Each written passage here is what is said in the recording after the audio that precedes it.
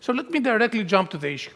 So we have seen in this conference, and we read in the news every day about the European crisis. We read about the banking system, we read about the financial sector, we read about competitiveness, and the need for institutional reform. While all these features are quite important to understand the European, and actually to a great extent the global financial crisis, we could think about these issues as being proximate causes of the economic downturn that we experience. And to me, what is particularly a missing element from the debate that I want to stress and emphasize and bring to your attention is this element of civic capital, or social capital if you prefer, that relates very closely to this idea of trust. So overall, I will structure my presentation into 3 blocks. I will start by giving you some overview of some very fascinating research on political economy that tries to understand how trust, civicness, and social capital affect economic development. Then I will discuss what I call the European trust crisis, which should be added to the European financial, banking, and economic crisis, if you like. And then, since I have the honor of being in front of very privileged and esteemed policymakers, I will give some recommendations that stem from academic research on how we can cultivate trust. So let me jump to the topic, and let me show you what we know. So actually, it's the ideas that civicness, that participation, that social capital matters for economic development actually go very, very back in time. So the key idea of arete, or civic virtue, is evident in the writings of Plato and Aristotle later. But then the world forgot about these ideas, and thanks to the movement of the Enlightenment, we had the worldly philosophers of the Enlightenment movement that brought these ideas back into action. And we have the founding fathers of the US Constitution that paid actually a very strong attention to these ideas. And the belief of people like Benjamin Franklin and James Madison is that in order to have an efficient economy and a well-governed polity, this has to be based on civic virtue. So, I'm an economist, so to make my discipline's mistake, the economics literature totally forgot these ideas because we were obsessed with this neoclassical paradigm in economics where there are very few, if any, frictions. But very recently, actually, there has been a burgeoning literature in economics that tries to understand more this idea on how civicness and social capital matter for economic development, employing the tools of economics, which are general equilibrium models and econometric techniques. And the fact is that we can have many definitions on social capital. Here I give 2 of those. But the key ideas in all definitions is that you have an element of trust, an element of cooperation, of network formation, of inclusiveness and participation, and key, the punishment of non-cooperative behavior. How do we measure trust? Many people keep asking these questions. So, I do econometrics, so, I have to measure these ideas. It's really, really hard, but there are many ingenious ways to measure trust. What I prefer is blood donation or organ donation, in the sense that these are contributions that come from individuals and go to their immediate community. You can think about littering or tax evasion are being manifestations of distrust. What I will focus today, and I will show you many graphs, is focusing on trust, but just as a proxy of this much broader concept of civic or social capital, if you prefer. So let me just show you some cross-country correlations that illustrate very clearly that economic development and trust go in tandem. So these are cross-country data, and you can immediately see that in those countries, actually, like the country we live, that we are currently are, Finland, it's a country where individuals tend to trust a lot each other, and perhaps it's not surprising that they are rich. If you care about income inequality, and you think about income inequality as being a manifestation of underdevelopment, actually the correlation, at least with cross-country data, is even sharper. In those societies that trust is very strong, they tend to have a more equal distribution of income, perhaps because social welfare policies are more efficient and can be cultivated in a society that is characterized by trust. Let me now show you some data that come from European regions, in the sense that it's better to compare regions within countries rather than comparing Finland with my country Greece, where it's very, very hard to make an inference. So even if we focus across European regions, what this graph shows you is that there is a very strong correlation between trust and economic development at the regional level, looking within countries. So the variation here does not come from comparing Sweden and Finland, let's say, with Italy and Spain. It comes by comparing regions within Spain, within Greece, within Italy. If I was to focus on a somewhat broader proxy of civicness, an aggregate that reflects how people participate in the local community, the correlation, if anything, is a bit stronger. And another key aspect that I think is particularly important to understand the current European crisis and to understand global development more generally is, again, let me show it with this graph. So this graph plots people's beliefs on whether they should tolerate and respect other people.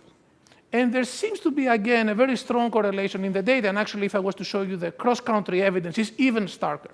You have countries where kids are not instructed from school, from family, to respect each other, and those countries, perhaps not surprisingly, are not those that are particularly developed.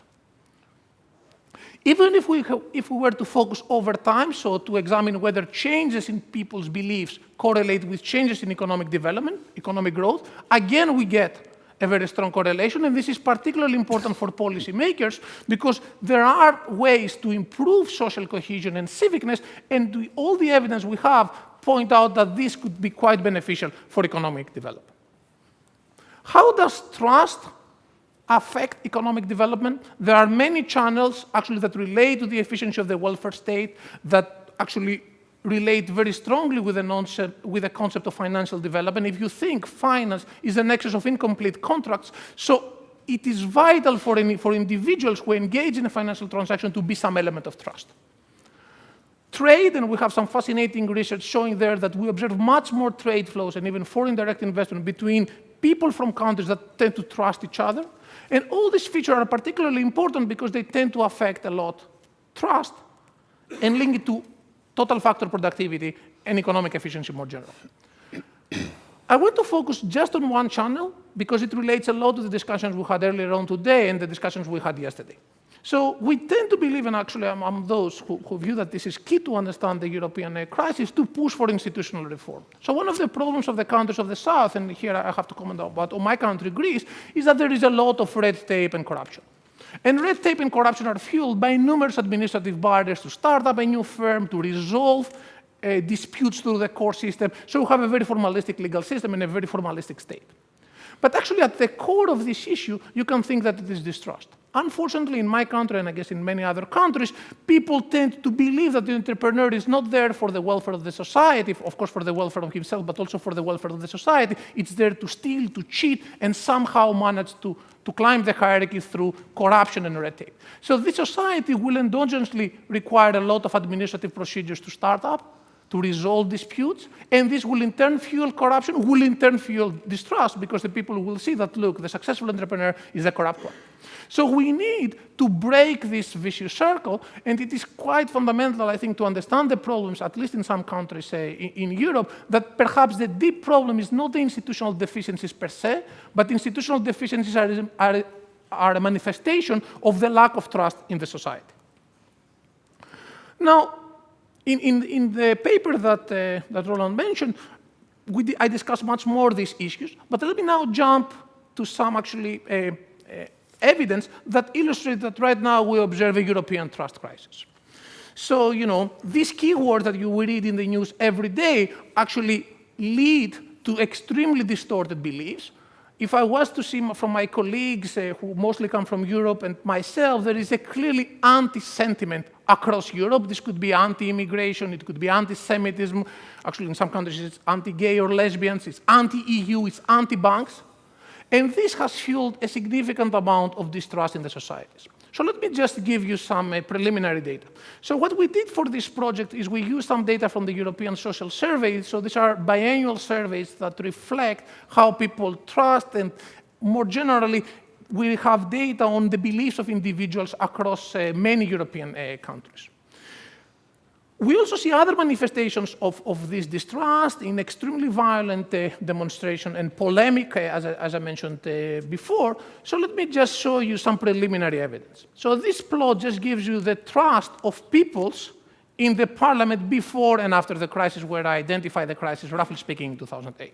So what you can see is that in Europe, in Ireland, in Portugal, and these countries didn't start from a high level of trust to the local political system, if anything, trust has deteriorated quite sharply.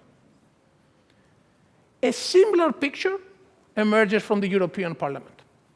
And we recently read in the news some more recent surveys from the Eurobarometer surveys revealing an exactly similar picture. And what perhaps is more interesting is that there is a very strong correlation of changes in economic growth over the period of the crisis, so how severe, if you like, the recession has been so far, and distrust towards the local political system. And what I want to illustrate here is that Greece clearly is an outlier in the sense that the recession has been extremely deep and devastating from the middle class and the lower brackets of the society, but this correlation between distrust and the severity of the recession is not driven by Greece. Actually, if you take out Greece, the correlation is even steeper. And let me stress again that these data do not cover 2012. Actually, we're trying to get the data right now. If anything, my hunch is that we are going to observe an even sharper contraction on trust.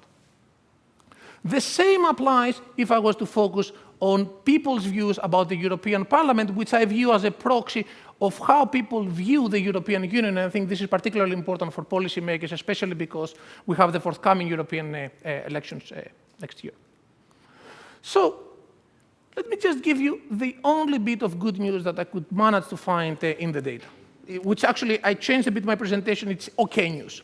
So the okay news is that although trust towards the local political system, the European Union, and local institutions has deteriorated considerably over the past years, actually general trust, which we tend to associate it more with development, has not fallen that much. And if anything, we observe some people that participate more and more in civic organization and social activities. Actually, Greece is a good example of that. At the same time, we have distrust towards the local political system and the establishment. At the same time, we observe a lot of voluntary work, of participation in social communities.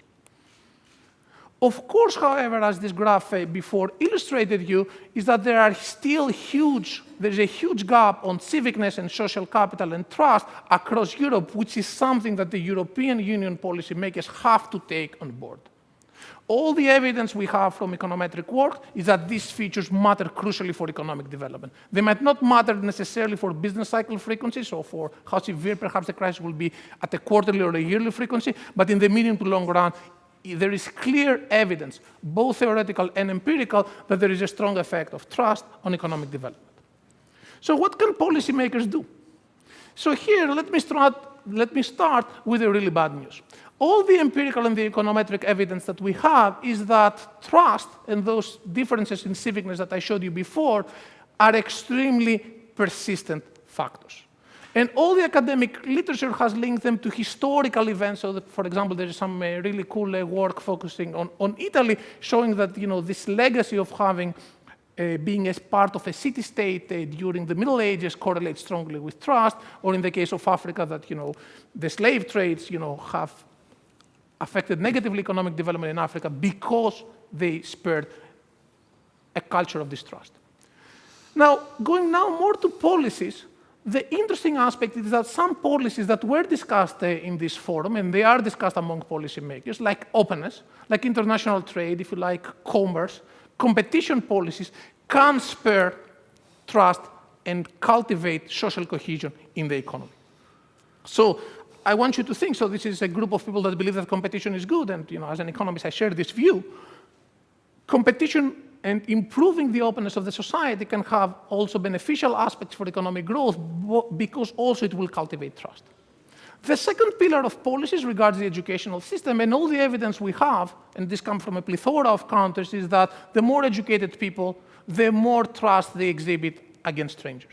But what I want to focus mostly is on some really fascinating work by some of my former colleagues at Harvard, where they show that the type of the educational system, which is something that policymakers can change, can have immensely large effects on cultivating trust. So let me give you one concrete example.